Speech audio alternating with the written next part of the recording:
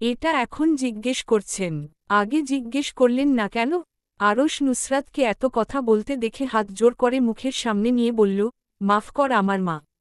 তোকে জিজ্ঞেস না করা আমার ভুল হয়েছে আর এখন জিজ্ঞেস করে ভুল করেছি। নুসরাত চোখা দৃষ্টিতে তাকাল, আরশের দিকে ভ্রু বাঁকা করে তাকিয়ে বলল, আচ্ছা এখন বলি, আমি ওদের দুজনের মাঝখানে বসে ওখানে যেতাম। একা একা যে গেল ওদের বিউটিফুল বিউটিফুল কাপল পিক এখন কে তোলে দিবে?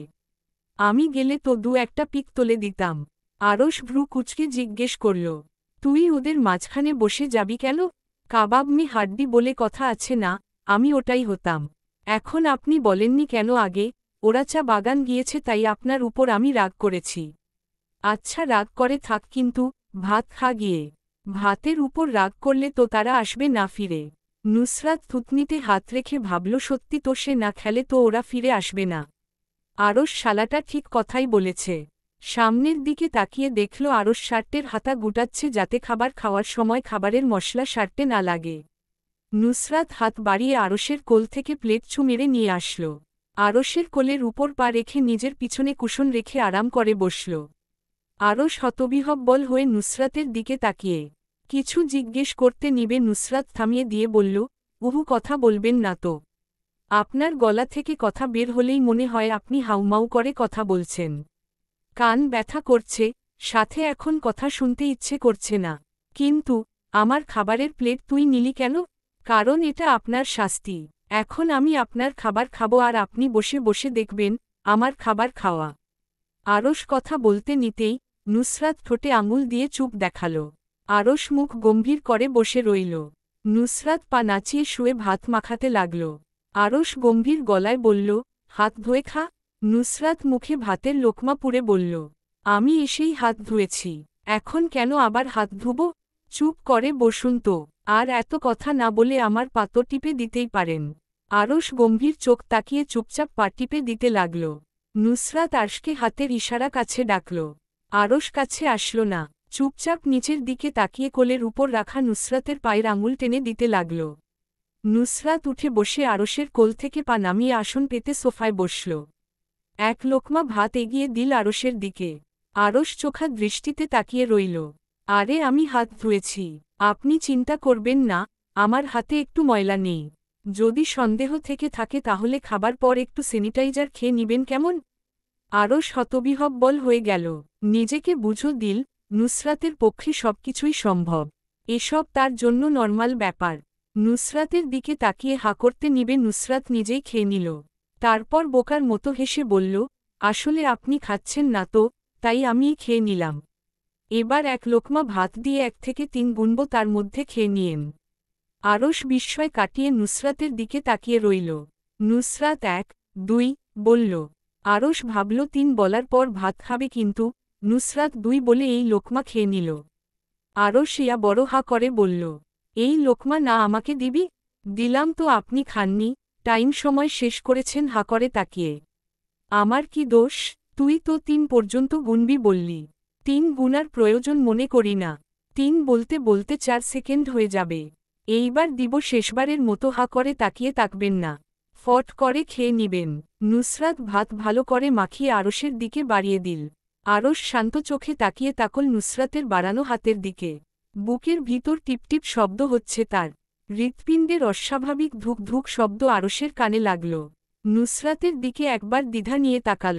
নুসরাত কি শুনছে তার বুকের ভিতর ধুক ধুক রোল পিটিয়ে চলা হৃৎপিণ্ডের ধ্বনি? তার এই অস্থিরতা কি নুসরাত অবলোকন করছে? না করলে, না করুক, সে বেঁচে যাবে। হায় আল্লাহ, এসব কি হচ্ছে তার সাথে? বুক কাঁপছে কেন? এ কেমন অনুভূতি? আরশের ভিতর থেকে কেউ বলল, তুই ফেঁসে গিয়েছিস আরশ, এখান থেকে বাঁচার আর কোনো উপায় নেই তোর। নিজের হারের জন্য প্রস্তুতি শুরু কর, সময় শুরু হচ্ছে এখন, এই মুহূর্ত থেকে। নুসরাত নির্লিপ্ততা হয়ে বসে তার দিকে তাকিয়ে আছে। চোখ দিয়ে ইশারা করছে তাকে ভাত খাওয়ার জন্য। আরশ বুকের বাপাস শার্টের উপর থেকে চেপে ধরল যাতে শব্দ বাহিরে বের না হয়। বিড়বিড় করল, আমি ফেঁসে গিয়েছি। যেই সেই ফাঁসিনি, কারোর মায় ফেঁসে গিয়েছি। আরশ নিষ্পলক দৃষ্টিতে নুসরাতের দিকে তাকিয়ে। নুসরাত বিরক্ত হয়ে হাত নামিয়ে নিল। হাতে ব্যথায় হয়ে গেছে শালাকে খাওয়াতে গিয়ে। আরশের দিকে তাকাতেই নুসরাতের কাছে মনে হলো সময় এখানে থমকে গিয়েছে। চোখের পলক ফিরাতে পারল না। ঠোঁট হালকা কেঁপে উঠল। নিজ মনে ভাবল, এটা কেমন চেয়ে থাকা? চোখ সরাচ্ছে না কেন? চোখ সরা শালা। চোখ সরাবি নাকি কাটা চামচ ঢুকিয়ে দিব তোর চোখে? নুসরাতের এত কথার পিঠে আরশ চোখ সরাল না। সরাবে কিভাবে? সে কি শুনতে পাচ্ছে, নাকি নুসরাতের মনোভাব? তাকে নিয়ে কি ভাবছে? আরশের দৃষ্টির কবলে পড়ে নুসরাতের প্লেটে রাখা হাত থরথর করে কেঁপে উঠল। পেটের ভিতর এক আলাদা উষ্ণতা অনুভব করল। ঠোঁট চেপে নিজেকে ঠিক রাখার চেষ্টা করল। হয়তোবা ঠিক রাখতে পারল না। একই সময় একই দিনে দুই নরনারী একে অপরের প্রেমে পড়ল। প্রকৃতিতে গুঞ্জন শুরু হল। হয়তো বুঝতে পারল দুজন পাল্লা দিয়ে ঝগড়া মানবী দুজনের প্রেমে পড়েছে। বাহিরে পাল্লা দিয়ে বাতাস আর ধুলো বইতে লাগল। আকাশে বিদ্যুৎ চমকানো শুরু করল। কিছুক্ষণ পরপর শব্দ করে মেঘ ডেকে উঠল। মেঘের গুরুম গুরুম শব্দে সোফায় বসে থাকা নুসরাত হালকা কেঁপে উঠে নিজের হুঁশে ফিরল। বাহিরের দিকে তাকাতেই দেখল ঝড় বৃষ্টি শুরু হয়েছে। আরশকে হা করে এখনও তাকিয়ে থাকতে দেখে নুসরাত বজ্রকণ্ঠে চিৎকার করে বলল, এভাবে তাকিয়ে আমাকে গিলা বন্ধ করুন। চুপচাপ ভাত গিলুন। আরশ নুসরাতের চোখে গম্ভীর চোখে তাকাল। নুসরাত বিরক্ত আর অস্বস্তিতে নিয়ে আগোছালো দৃষ্টি ফেলতে লাগল। আরে ভাই, এভাবে তাকাচ্ছেন কেন? আমার ঘাড় ইরি করছে। চোখ ফিরান, ওদিকে তাকান। এভাবে তাকালে মানুষ তো অস্বস্তি বোধ করবে। চোখ খুলে পড়ে যাবে এভাবে তাকালে। চোখ বন্ধ করুন। আরশ কিভাবে তাকিয়ে রইল। তার এভাবে তাকিয়ে থাকতে ভালো লাগছে। এখন থেকে সে এভাবেই তাকিয়ে থাকবে। নুসরাত বা হাত বাড়িয়ে আরশের মাথা সোজা করে দিল। বা হাত দিয়ে চোখ চেপে ধরে মুখে ভাতের লোকমা তুলে দিল। তারপর ও মনে হলো আরশ চোখ ঢাকা অবস্থায় তার দিকে তাকিয়ে তার পুরো শরীর স্ক্যান করছে। নুসরাত শক্তি দিয়ে আরশের চোখ চেপে ধরল। ভাত মুখে দিতেই আরশ কামড় মারল আঙুলের ঘায়ে। নুসরাত মুখ চোখ বিকৃতি করে আরশের চুল টেনে ধরার প্রস্তুতি নিতেই আরশ বলল, সকালে যে কামড় মেরেছিলি তার শোধ নিলাম। নুসরাত চোখ ছেড়ে দিয়ে চুল টেনে ধরল। আরশ প্রচুর বিরক্তির স্বরে বলল, তুই যেখানে সেখানে চুল টেনে ধরবি না তো, আমার বেড ফিল আসে। নুসরাত বিস্ময় চিৎকার করে বলল, কি আবার বলুন, বুঝতে পারিনি। তুই এভাবে চুল টেনে ধরবি না। If you pull my hair, it gives me an intense sensation of ecstasy. You shameless. ইয়াক। কিসের ইয়াক? তুই জিজ্ঞেস করেছিস, আমি শুধু বলেছি এখানে ইয়াক বলার কি আছে? ভাত দে, খিদে লাগছে। নিজে নিজে খাও। আমি পারবো না। নুসরাত উঠে চলে যেতে চাইল। আরশ নুসরাতকে জোর করে সোফায় বসিয়ে হাত দিয়ে উরু চেপে ধরল। হাত টেনে নিজের মুখের ভিতর ঢুকিয়ে নিল। তোকে বলেছি আমি, খাইয়ে দেওয়ার জন্য। তুই খাইয়ে দিয়েছিস, এবার তুই পুরো প্লেটের খাবার খাইয়ে দিয়ে যাবি। নুসরাত অনীহা নিয়ে খাইয়ে দিতে লাগল আরশকে। আরশ খাবার খাওয়ার সময় একবার হলে হাতে কামড় মারে তো একবার হলে আঙুলে এমনভাবে জিহ্বা স্পর্শ করে যে নুসরাতের পুরো শরীর শিরশির করে ওঠে। নুসরাত খাবার খাওয়ানো শেষে প্লেট নিয়ে যাবার সময় বিড়বিড় করে বলল, শালা বদমাস। সুযোগ সন্ধানী। যখন সুযোগ পায় তখন গালে, ঠোঁটে চুমু খায়, না হলে কামড় মারে। আরশ পিছন থেকে চিৎকার করে বলল, তুই যদি চাস বেবি, আমি আবার চুমু আর কামড় খেতে চাই তোর ওই ঠোঁটে। আর না চাইলেও। আরশের অধর প্রসারিত করল। নুসরাত কিচেন থেকে গালি ছুড়ল আরও দু একটা আরশের উদ্দেশ্যে। আরশ গায়ে মাখল না নুসরাতের গালিগুলো। হেসে উড়িয়ে দিল। ইশরাত এবং জাইন অনেকক্ষণ ধরে ছাউনির নিচে দাঁড়িয়ে আছে। এতক্ষণ প্রায় সবাই চলে গিয়েছে, দু একজন ছাড়া। জাইন আর অপেক্ষা করল না।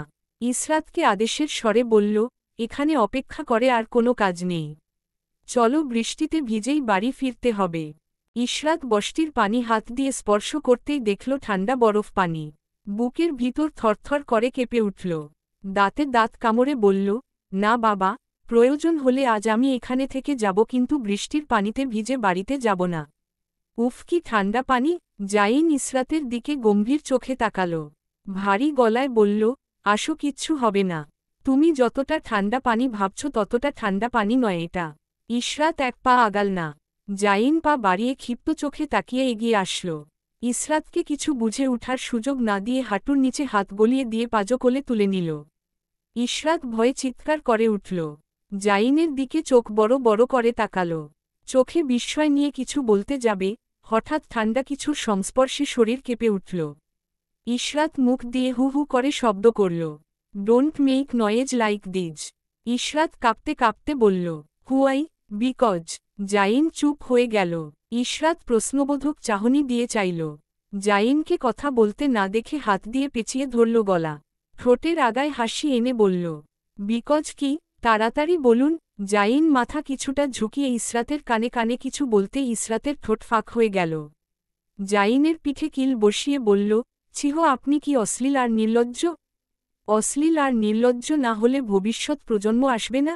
তাই ভবিষ্যৎ প্রজন্মের জন্য একটু আকটু অশ্লীল হতেই হবে। ইশরাত লজ্জায় হেসে উঠল। জাইন ইসরাতের কানের কাছে মুখ নিয়ে গম্ভীর গলায় গুনগুন করে গান গাইতে লাগল। ইশরাত হা করে তাকিয়ে তাকল জাইনের মুখের দিকে। জাইন ডিপ গলায় গুনগুন করে ইসরাতের উদ্দেশ্যে বলল, তুঝে মিলকে লাগা হে ইয়ে। প্রকৃতিতে মেঘের ঠান্ডব বেড়ে গেল। জাইনের গম্ভীর গলার আওয়াজ ঢাকা পড়ল বৃষ্টির পড়ার ছন্দে। দূর থেকে গাছপালা এলোমেলোভাবে ঘূর্ণন করতে লাগল। বৃষ্টির শীতল পানি ছুঁয়ে দিয়ে যেতে লাগল ইশরাত আর জাইনের শরীরকে। জাইনের গম্ভীর গলার গান চোখ বন্ধ করে অনুভব করতে লাগল ইশরাত। সে সবসময় চাইত লাইফ পার্টনারের সাথে বৃষ্টিতে ভিজতে, বৃষ্টির মাঝে একে অপরের হাত ধরে হাঁটতে। বৃষ্টির মধ্যে নিজেদের অনুভূতিগুলো একে অপরের সাথে ভাগাভাগি করে নিতে। নিজেদের দুঃখগুলো বৃষ্টির পানির সাথে ভিজিয়ে দিয়ে নতুন করে সবকিছু শুরু করতে। সে এর থেকে বেশি কিছু আশা করেনি।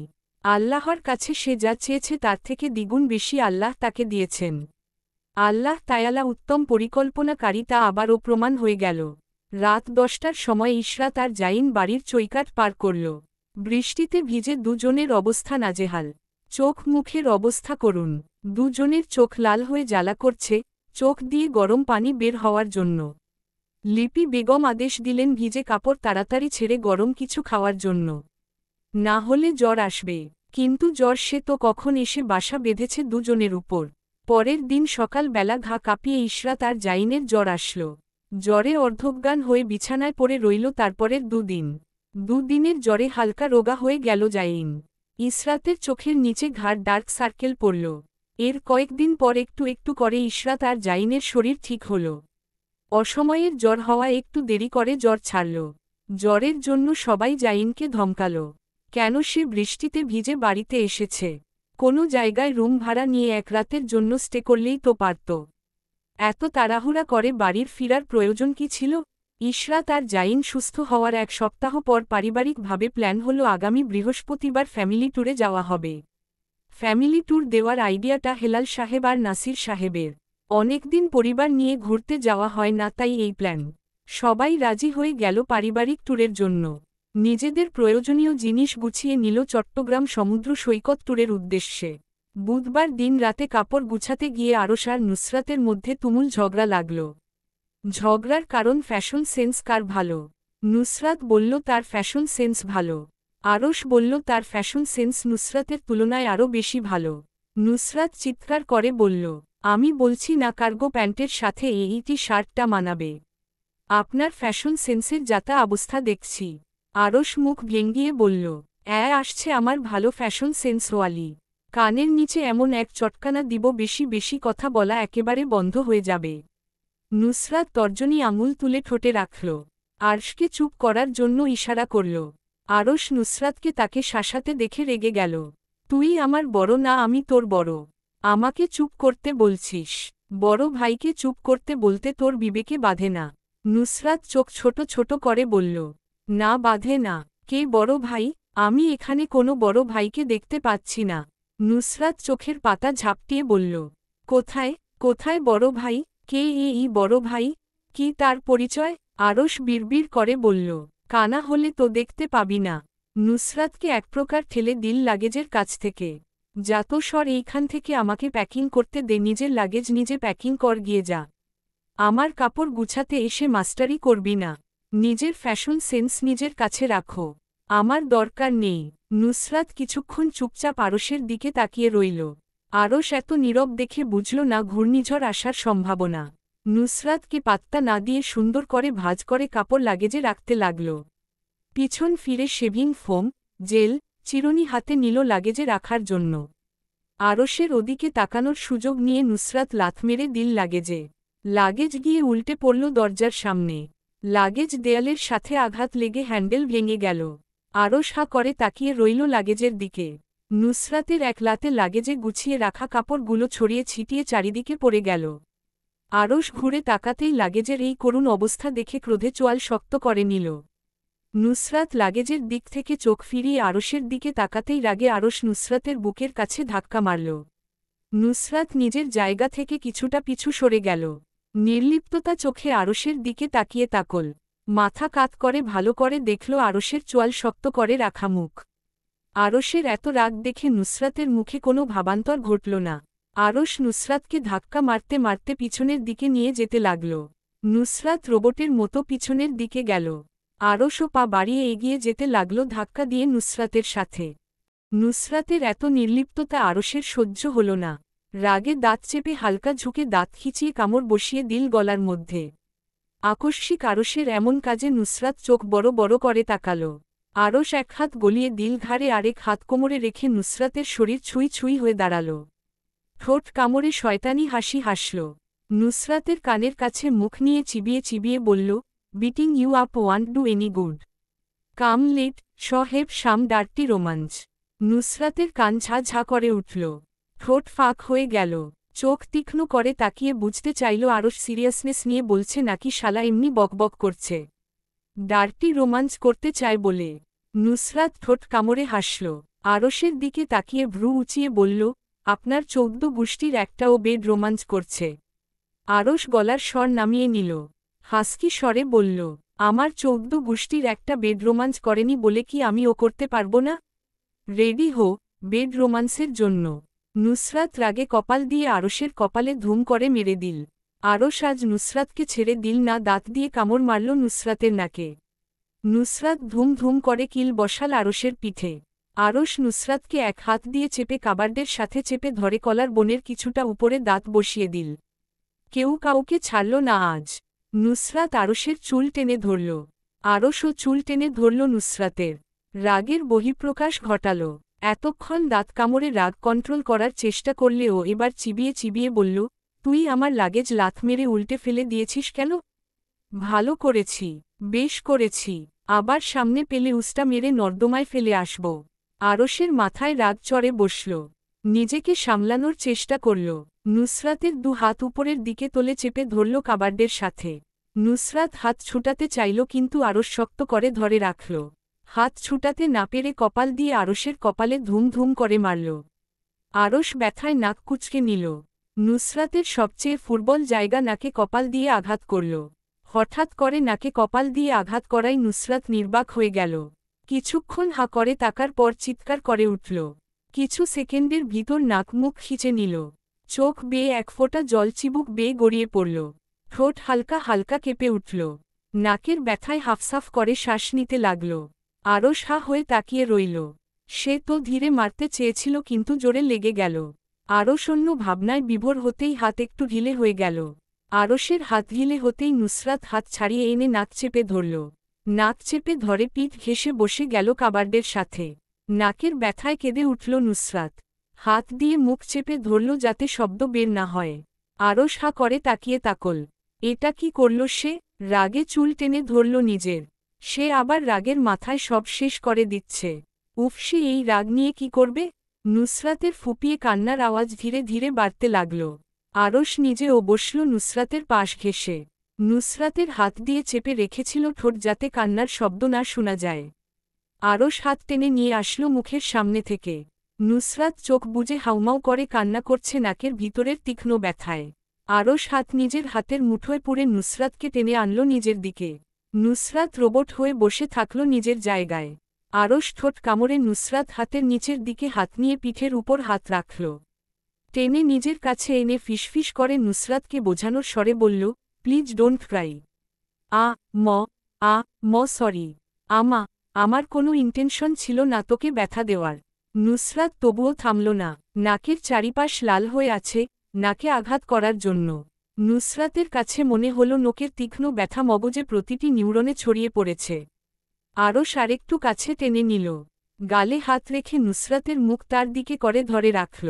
গালে হাত রেখে বুড়ো আঙুল দিয়ে নাকের পাশ স্পর্শ করে ধীর স্বরে বলল, ছু। কান্না কেন? বেশি ব্যথা লেগেছে। ঠিক হয়ে যাবে। এভাবে কান্না করছিস কেন? আচ্ছা কান্না বন্ধ কর। তোর নাক ব্যথা কমলে আমাকে তোর মাথা দিয়ে নাকে মেরে দিস। সরি। আমি বুঝতে পারিনি তোর নাক এত sensitive. Don't cry sweetheart. ইউকের tears are hurting my heart. Please don't cry. আমি সরি বলছি তো। আমার কষ্ট হচ্ছে তো। ডাক্তারকে কল করি। এসে স্প্রে দিয়ে যাবে। নাক ঠিক হয়ে যাবে। তবুও কাঁদিস না। নাক লাল হয়ে যাচ্ছে তো। আরশ পিঠে হাত বুলিয়ে দিল। নুসরাতকে তার সমান করে বসিয়ে দিয়ে নাকের একপাশে নাক ঘষল। ঠোঁটের কোণে চুমু খেল। ফিসফিস করে বলল, don't cry sweet heart. It hurting me. Please don't. কথা বলতে বলতে আরশ নুসরাতের মাথা তার বুকের পাশে চেপে ধরল। চুপচাপ মন খারাপ করে বসে থেকে শুনতে লাগল নুসরাতের কান্না। হাতের উল্টো পিঠে চোখ মুছে নিল। চোখ মুছতেই দেখা গেল চোখের কোণ লাল হয়ে গিয়েছে। হেলাল সাহেব বিরক্তির চোখে তাকিয়ে আছেন আরশের রুমের দিকে। বিড়বিড় করে বললেন, একটাকে মানুষ করতে পারলাম না। পাশে বসা জায়ানের দিকে তাকিয়ে নাক ফুলিয়ে শ্বাস ছাড়লেন। চায়ে কাপে চুমুক বসিয়ে কর্কশ কণ্ঠে বললেন, কি? তোমার আবার কি? আমার মুখের সামনে এসে বসে আছো কেন? জায়ান থতমত খেয়ে ঢোক গিলল।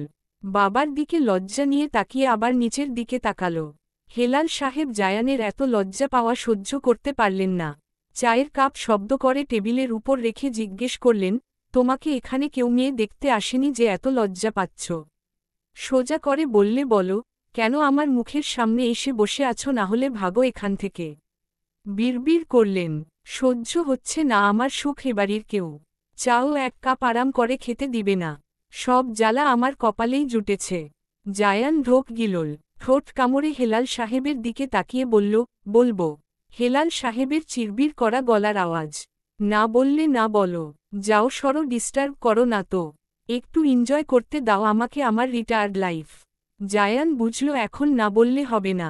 পরে বলতে গেলে আরেকটা গণ্ডগোল হয়ে যাবে। যা বলার এখন বলতে হবে। জায়ন লজ্জা শর্মের মাথা খেয়ে বলল, আসলে ইনায়াকে কখন বাড়িতে তুলবে? সেদিন না বললে তুলে ফেলবে খুব তাড়াতাড়ি। হেলাল সাহেব খ্যাক করে উঠলেন। জায়ানকে ধমকে উঠলেন, তুমি বাড়ির পরিস্থিতি দেখছ? সব কেমন হয়ে আছে? তোমার লজ্জা লাগছে না বাপকে এসে বউকে ঘরে তোলার কথা বলতে? জায়ান ফোন কেটে বলল, জি দেখছি, সব তো ঠিকই তো আছে। আর লজ্জা পাবো কেন? আমার ছোট ভাই আর সাথেরটা বিয়ে করে সংসার করছে আর আমি এখনও বিবাহিত সিঙ্গেল ঘুরছি। হেলাল সাহেব চা হাতে নিলেন। চুমুক দিয়ে ঠান্ডা চা দেখে ধমকানো স্বরে ডেকে উঠলেন, লিপি, এই লিপি, আরেক কাপ চা নিয়ে আসো তো। চা ঠান্ডা হয়ে গিয়েছে। জায়ানের সাথে কথা বলতে গিয়ে জায়ানের দিকে তীক্ষ্ণ দৃষ্টি ছুড়ে দিলেন। গলা পরিষ্কার করে নিয়ে কর্কশ গলায় বললেন, দেখছো বাড়ির পরিবেশ কেমন হয়ে আছে? তোমার ছোট ভাই তো বউকে সামলাতে গিয়ে নিজে মার খাচ্ছে বউয়ের হাতে। আবার বউকে ও পিটাচ্ছে। আর বড় ভাইকে তো বউ আঙুল দিয়ে নাচাচ্ছে। বউ যে দিকে যায় তোমার বড় ভাইও সেদিকে যায়। তা যাই হোক, তোমাকে একটা অ্যাডভাইস দিচ্ছি, সিঙ্গেল আছো, এনজয় করো। বউ আসলেই তোমার ডানা কেটে ওই ফ্যানের সাথে বেঁধে দিবে। তোমার তো নিজের ভালো সহ্য হচ্ছে না। বিয়ে করে ভাইয়েদের মতো অশান্তি করতে চাচ্ছ। ভালো আছো, ভালো থাকো, নিজে শান্তিতে থাকো, আর আমাদেরও শান্তিতে থাকতে দাও। জায়ান অবাক হয়ে বলল, ওরা অশান্তি করছে? অবশ্যই অশান্তি করছে। একটু আগে শুনলে না, নুসরাতের কান্নার শব্দ? তোমার ভাই মনে হয় আমার ভাতিজিকে মেরে টেরে অজ্ঞান করে ফেলেছে। জায়ান হাসার চেষ্টা করল। হেলাল সাহেবের কথার দ্বিমত করে বলল, আর যাই করুক আরশ বউ পেটাবে না। হয়তো। হেলাল সাহেব জ্বলে উঠলেন। হয়তো বলে কি বুঝাতে চাচ্ছ? আমাদের বাড়ির মেয়েরা ছেলেদেরকে পেটায়, এরকম কথা যেন মুখ থেকে বের হতে না শুনি। শুনলে তোমার ঠোঁট সেলাই করে রেখে দিব। জায়ান ঠোঁট কামড়ে মিনমিন করে বলল, তা তো দেখছি। বড় ফুফু কি করেছে? হেলাল সাহেব কর্কশ গলায় বললেন। মিনমিন করে কি বলছো? সাহস থাকলে পরিষ্কার করে বলো। জি না, কিছু বলছি না। আমি যাই। হ্যাঁ যাও না তো, এতে জিজ্ঞেস করার কি আছে? পরের দিন রাতে হেলাল সাহেব রেডি হয়ে এসে বসলেন সোফার উপর। বাড়ির ছেলেদের আগে নুসরাত রেডি হয়ে গেল। পরনে সাদা শার্ট আর কার্গো প্যান্ট, পায়ে স্লিপার, চোখে চশমা, হাতে ল্যাপটপ ব্যাগ। চুলগুলো কোনোরকম খোপা করে রাখা, মনে হচ্ছে একটু টোকা দিলে খুলে পড়ে যাবে। হেলাল সাহেব সোফায় আরাম করে বসলেন। নুসরাতের দিকে একবার তাকিয়ে চোখ ফিরিয়ে নিলেন। নুসরাত হেলাল সাহেবকে ডিঙ্গিয়ে মেহেরুন নেছার রুমের দিকে চলে গেল। ইশরাত সাদা আর কালোর মিশ্রণে কুর্তি আর ব্যাগি প্যান্ট পরেছে। গলায় চেরি জর্জেটের কালো ওড়না, পায়ে ফ্ল্যাট জুতো, কাঁধ ঘেঁষে ছোট্ট একটা ব্যাগ। ইশরাতকে নিচ তলায় আসতে দেখে হেলাল সাহেব ইশরাতকে ডেকে নিজের পাশে বসালেন। ইশরাত ঠোঁট এলিয়ে হাসল হেলাল সাহেবের পাশে বসে। হেলাল সাহেবও হাসলেন। আরশ, জাইন আর জায়ান একসাথে নামল। আরশ ডার্ক রেড কালার শার্ট আর কালো প্যান্ট ইন করে পরেছে। শার্টের উপর দিয়ে সুঠাম দেহের অবয়ব ভেসে উঠল। আরশ শার্টের হাতা গুটিয়ে পকেট থেকে মোবাইল বের করে মোবাইল কানে ধরে বাহিরের দিকে পা বাড়াল। জাইন বড় বড় পা ফেলে এগিয়ে এসে হেলাল সাহেবের সামনের সোফায় পায়ের উপর পাতুলে হাতে মোবাইল নিয়ে নির্লিপ্ততা হয়ে বসল। হেলাল সাহেব কেশে মনোযোগ নেওয়ার চেষ্টা করলেন জাইনের। জাইন নির্লিপ্ততা, মোবাইলের দিকে চোখ এমনভাবে বসে রইল তার পাশে একটা কাকপক্ষীর উপস্থিতি নেই। হেলাল সাহেব যখন কেশে জাইনের কাছ থেকে মনোযোগ নিতে ব্যর্থ হল তখন নাক ফুলিয়ে গর্জন করে উঠলেন। কি? জাইনের ভারী গলার স্বর। কি? হেলাল সাহেব থতমত খেয়ে ঢোক গিললেন। ঠোঁট ফুলিয়ে বললেন, আমি তোমার বাপ না, তুমি আমার বাপ। জাইনের নির্লিপ্ততা উত্তর, আপনি জানেন না। হেলাল সাহেব দমে গেলেন না। জাইনকে ধমক দিয়ে বললেন, পা নামিয়ে বসো। দিনকে দিন বেয়াদব, অসভ্য হয়ে যাচ্ছ। বাপের সামনে পাতলে বসো। জাইনের ভাবাবেগ হল না। ঠোঁট কামড়ে মোবাইল স্ক্রুল করতে লাগল। হেলাল সাহেব ছেলের কাছ থেকে পাত্তা না পেয়ে মিনমিন করে বললেন, নাসিরের ছোট মেয়েটার সাথে থেকে এর এই অধপতন।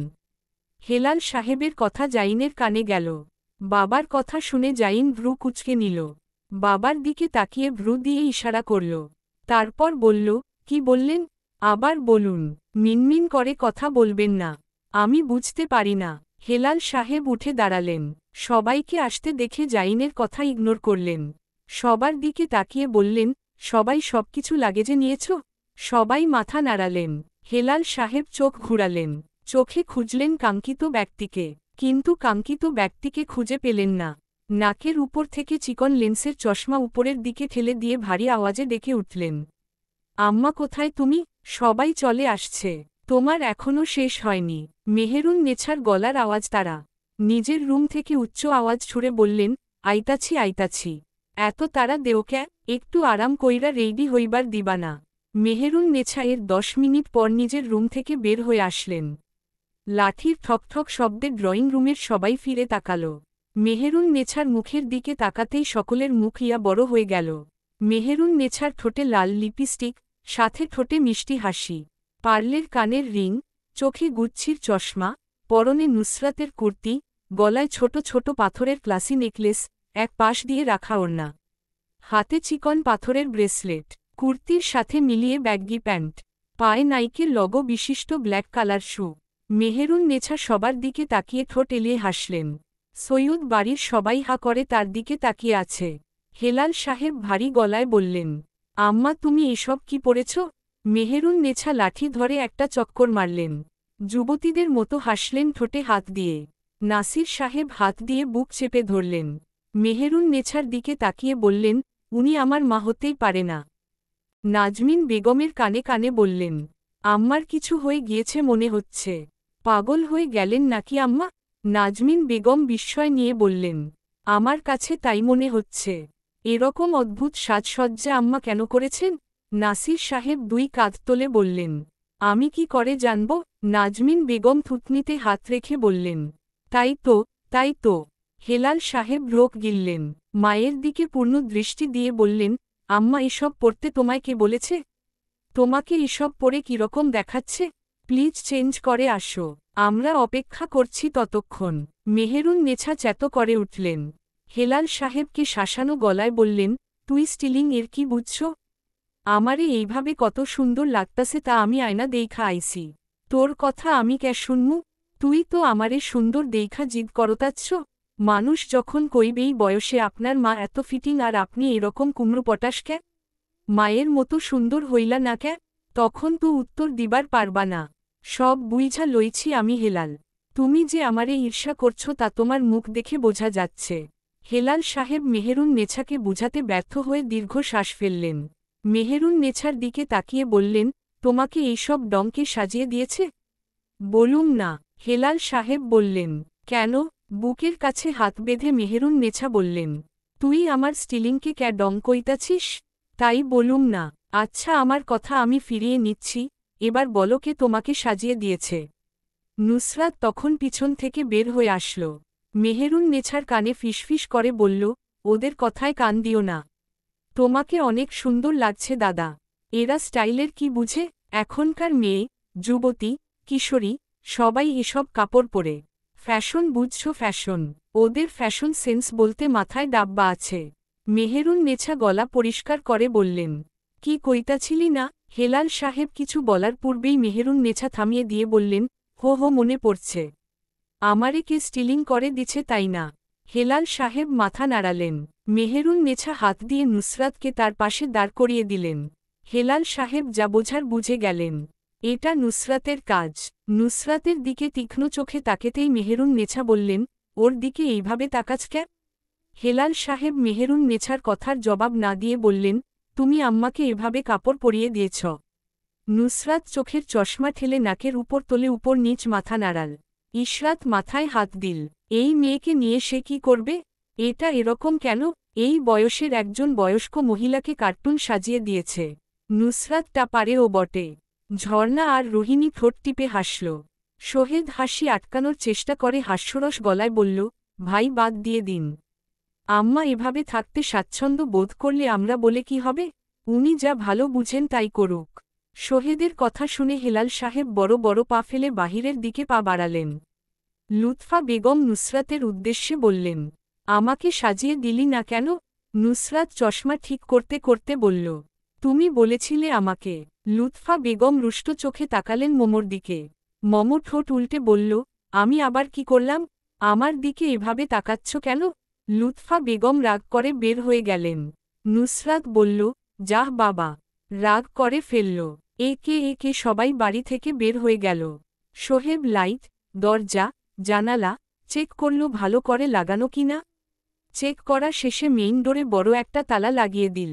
গাড়ি আলাদা করে ভাড়া করে নেওয়া হয়েছে। ভাড়া করা গাড়িতে নিজেদের সকল প্রয়োজনীয় জিনিস তোলা হলো। এত রাতে গাড়ি চালানো বিপজ্জনক হতে পারে, তাই হেলাল সাহেবের আদেশে 3টা 7 সিটার গাড়ি বুক করা হয়েছে।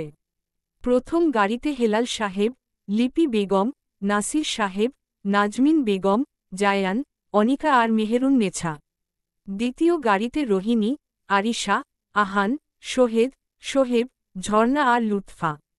তৃতীয় গাড়িতে জাইন, ইশরাত, আরশ, নুসরাত, মম আর ইরহাম। নুসরাত আরশের সাথে না যাওয়ার জন্য প্রথম গাড়িতে উঠে বসল। নাসির সাহেব ধমকে পাঠিয়ে দিলেন শেষের গাড়িতে। মুখ লটকে যখন গাড়িতে উঠতে যাবে আরশ নুসরাতকে ভেঙ্গিয়ে বলল, ওলে আমার বোনটা। তোকে নিল না তোর বাপ। বাচ্চাটাকে নাসির সাহেব রেখে গেলেন। অনেক দুঃখ পেলাম আমার বোনটার জন্য। নুসরাত গাড়িতে বসার পর আরশ আদেশে স্বরে বলল, পিছনে গিয়ে বসো। নুসরাত গো ধরে সামনের সিটে বসে রইল।